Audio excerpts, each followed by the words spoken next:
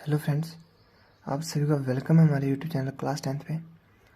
So friends, आज के इस वीडियो में हम सॉल्व करेंगे क्लास 12th फिजिक्स का जो चैप्टर नंबर फर्स्ट है विद्युत आवेश एवं क्षेत्र, उसका जो 18वां क्वेश्चन है, अभ्यास का 18वां प्रश्न न्यूमेरिकल है, उसको हम आज इस वीडियो में अच्छे से सॉल्व करेंगे। तो चलिए देखते हैं क्या कह रहा है। निम्न चित्र के अनुसार 10 सेंटीमीटर भुजा के किसी वृत्त के केंद्र से ठीक 5 सेंटीमीटर ऊंचाई पर कोई 10 माइक्रोग्राम आवेश रखा गया है। इस वर्ग से गुजरने वाले विद्युत फ्लक्स का मान क्या है? तो फ्रेंड्स, हमें इसमें फाई का मान पूछा है, फ्लक्स। तो हम यहाँ पे गाउस के नियम की सहायता से फ्लक्स का मान निकालेंगे। गाउस का नियम तो हम चैप्टर में पढ़ के आए ही हैं, तो चलिए करते हैं इसको। तो सबसे पहले हम लिखेंगे दिया है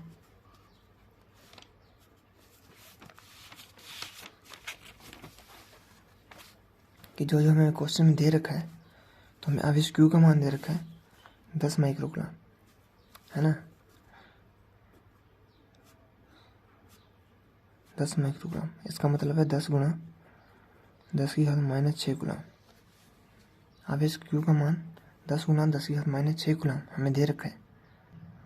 और इन्होंने कुछ और भी दे रखा है कि 10 सेंटीमीटर भुजा के वर्ग से केंद्र से 5 सेंटीमीटर ऊंचाई पर, यानी कि ये 10 सेंटीमीटर की भुजा है और 10 ये है।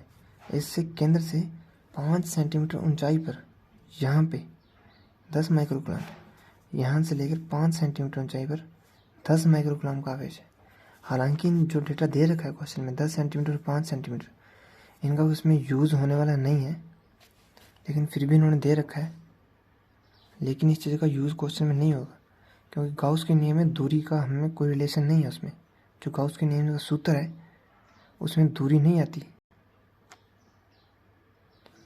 तो चलिए देखते हैं गाउस के नियम से फाई का मान क्या होता है। Summation Q upon epsilon not, यानी कि sigma Q upon epsilon not, ये होता है गाउस का नियम। ये तो हम चैप्टर में अच्छी तरह पढ़ के आई हैं। ये जो फाई है वो इस 10 माइक्रोग्राम आवेश से, इससे जो चारों दिशाओं में जो फ्लक्स जाएगा, इधर इधर इधर इधर और ऊपर, और उसके अंदर की तरफ नीचे की तरफ जो फ्लक्स जाएगा, ये उसका मान है, फाई का मान।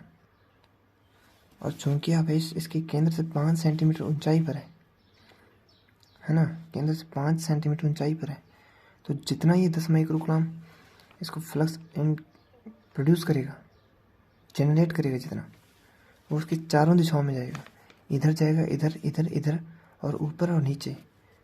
तो हमें पूछा है कि जो ये नीचे वाला फलक है, ये पृष्ठ है, इससे कितना फ्लक्स गुजरेगा। तो यहाँ हम गाउस के नियम से इस 10 माइक्रोग्राम आवेश से निकलने वाला जो फ्लक्स होगा, चारों दिशाओं में जाएगा, जो उसका मान तो ज्ञात कर लेंगे। लेकिन इन्होंने पूछा है कि इस पृष्ठ से कितना जाएगा, ये जो नीचे वाला पृष्ठ है, इससे कितना फ्लक्स गुजरेगा।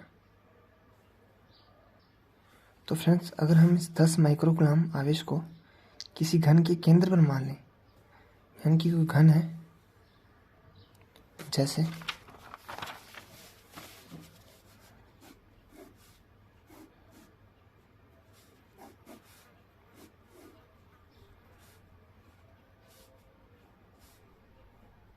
अगर हम इस 10 माइक्रोग्राम आवेश को इसके केंद्र पर मान लें, यानी कि यहाँ पे 10 माइक्रोग्राम का आवेश रखा है, तो जितना फ्लक्स इधर साइड से गुजरेगा उतना ही इधर जाएगा, और उतना ही नीचे, उतना ही ऊपर, और उतना ही फ्लक्स उधर साइड जाएगा। यानी कि इसके जितना फ्लक्स प्रोड्यूस होगा वो टोटल 6 हिस्सों में बंट जाएगा, क्योंकि इसकी 6 दीवारें हैं ना, 1 2 3 4 5 और 6। इसकी जितना भी एक पृष्ठ से जितना फ्लक्स जाएगा उतना ही 6 पृष्ठों से जाएगा। तो हम इस टोटल से 10 माइक्रोग्राम से जितना फ्लक्स निकलेगा उसको हम 6 से डिवाइड कर देंगे, 6 से भाग दे देंगे, यानी कि 5 बराबर 5/6 कर देंगे। तो इस एक पृष्ठ से गुजरने वाला फ्लक्स आ जाएगा। और चूंकि जितना फ्लक्स प्रोड्यूस कर रहा है, जनरेट कर रहा है, वो सभी से समान में जा रहा है और 6 बराबर भागों में बंट रहा है, तो हम अगर 5 को 6 से भाग दे दें तो एक पृष्ठ से गुजरने वाला फ्लक्स आ जाएगा, यानी कि इससे या इससे, कोई सा मान सकते हो, यानी कि सबसे समान जा रहा है ना, तो हम फाई को 6 से डिवाइड कर देंगे, जिससे हमें एक पृष्ठ से गुजरने वाला फ्लक्स मिल जाएगा। तो चलिए यहाँ पे जो अपने फाई का मान लिखा था इसको हम डिवाइड कर देंगे, यानी कि एक पृष्ठ से फाई डैश लिख दें इसको, 5/6। तो ये हमारे पास एक पृष्ठ से गुजरने वाला फ्लक्स आ जाएगा, यानी कि फाई को इसको 6 से डिवाइड कर देंगे तो फाई डैश बराबर आ जाएगा summation Q upon 6 epsilon not.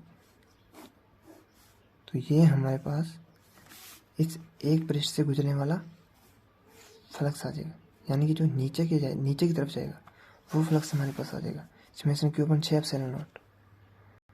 और हम इनकी वैल्यू सूत्र में पुट करेंगे तो फाई डैश बराबर हो जाएगा समेशन Q का मान हमें दे रखा है 10 माइक्रोकूलम, यानी कि 10 × 10⁻6 कूलम।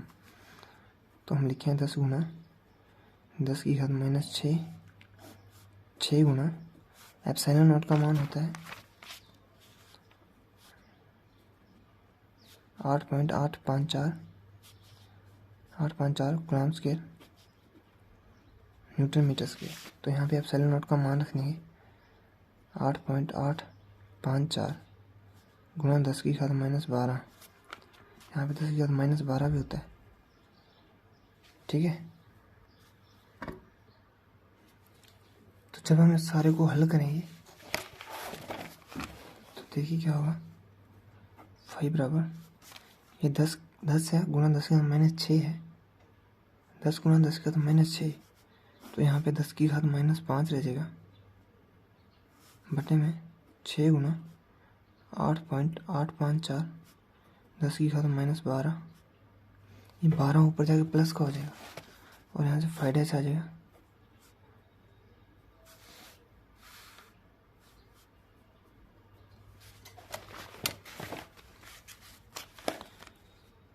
दस की घात -5 गुणा 10⁻12।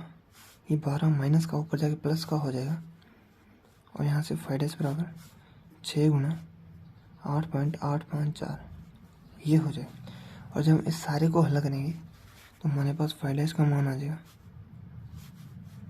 यहाँ से -5, 12 में से -5 जाएंगे तो 7 बचेंगे, है ना। तो यहाँ पे उत्तर आएगा 2.022 गुणा 10⁻7।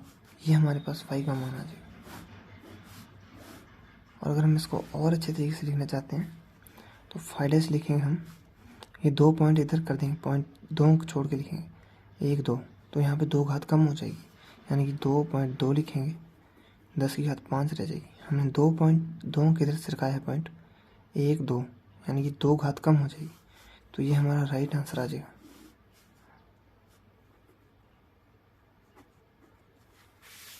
इस एक सरफेस नीचे वाले से गुजरने वाला फ्लक्स का मान ये आ जाएगा 2.2 गुणा 10⁻5, सॉरी इसका यूनिट है न्यूटन मीटर स्क्वायर पर कूलम। ये भी आएगा न्यूटन मीटर स्क्वायर पर कूलम, फ्लक्स का मात्रा गई। तो आंसर आएगा 2.2 गुणा 10⁻5 न्यूटन मीटर स्क्वायर पर कूलम। क्लियर है ना।